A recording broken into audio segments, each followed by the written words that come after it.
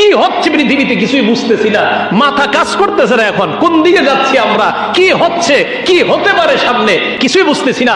এক হাদিস পরে আমি তো চিন্তা করতেছি, পেরেশান হয়ে গেছি। নবী এক হাদিসে বলছে, বর্তমান ফিতনা তোমাদের কাছে মনে হবে এটা সবচাইতে বড়, মনে রাখবা বর্তমান ফিতনা ভবিষ্যৎ ফিতনা থেকে ছোট, ভবিষ্যতে যেটা আসবে সেটা হবে বড়।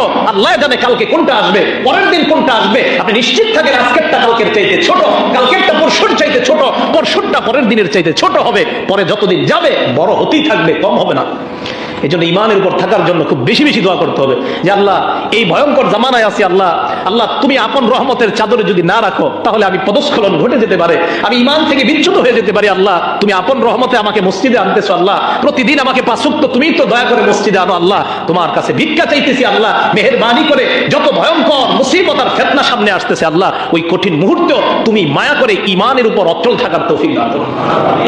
এই দোয়া করা প্রিয় মুসলমান ভাইরা, এই জন্য খুব বেশি বেশি হেদায়েতের দোয়া করা, কান্না করা। আল্লাহ জানে যে কালকে কি হয়, পরশু কি হবে, কারণ নবীজি বলে দিয়েছে যেগুলো আসবে ভয়ঙ্কর হবে।